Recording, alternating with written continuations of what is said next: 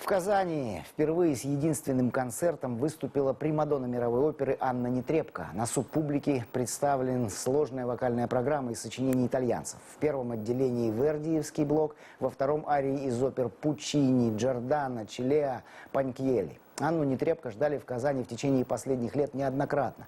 Планировалось ее выступление на Шаляпинском фестивале и во время культурной универсиады вместе с Валерием Гергиевым.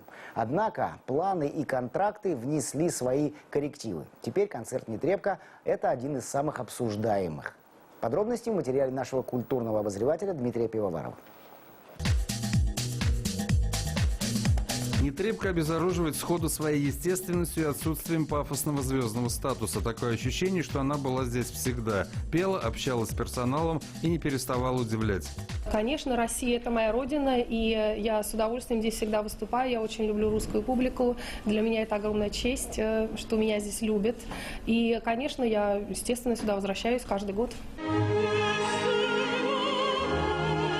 Сегодня Нетребко уже в Австрии, а завтра выступает в Метрополитен оперы. Позади зимней Олимпиады и первое итальянское выступление в Римской опере вместе с Риккардо Мути, где пришлось чуть ли не стать заложницей забастовки техперсонала театра, погрязшего в долгах. Лишь прямое вмешательство мэра Рима спасло Римскую оперу и спектакль «Манон Леско», в котором впервые выступила Дива. Я не знаю, насколько она была спасена благодаря мне, но на самом деле ситуация там была очень непростая и очень нервная, и мы до самого последнего часа не знали, состоится ли премьера.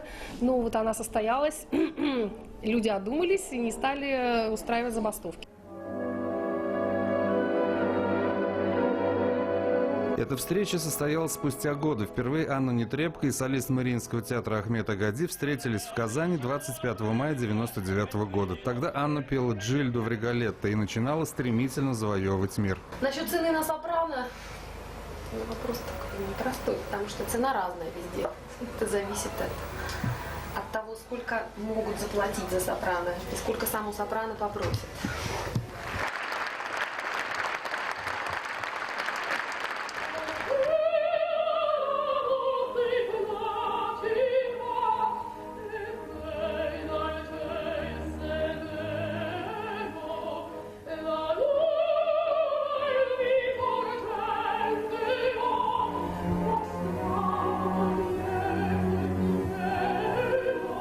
За годы головокружительной карьеры певица дала жизнь великосветским леди, несчастным куртизанкам и дворянкам всех мастей. Но с особой теплотой вспоминает свою Наташу Ростову. Спасибо большое. Наташа Ростова, конечно, мне близка. Была особенно, когда я была в ее возрасте. А что касается остальных героинь, ну я же актриса, я могу перевоплощаться. И совершенно не обязательно, что они должны как-то мне соответствовать. Или я должна соответствовать им. Концерт Анны Нетребко, прошедший при содействии банковской системы Татарстана, стал не только поводом для выхода в свет, но и отличным наблюдением за слаженностью и четкостью работы его составляющих. Программа, которая будет показана в 3 европейских странах, умением симфонического оркестра оперного театра под руководством Марка Боэми нажать на нужные клавиши души, а также великой силе любви, которая окрыляет не только сидящих, но и саму знаковую гостью, разыгравшую на сцене 9 разных мини-спектаклей.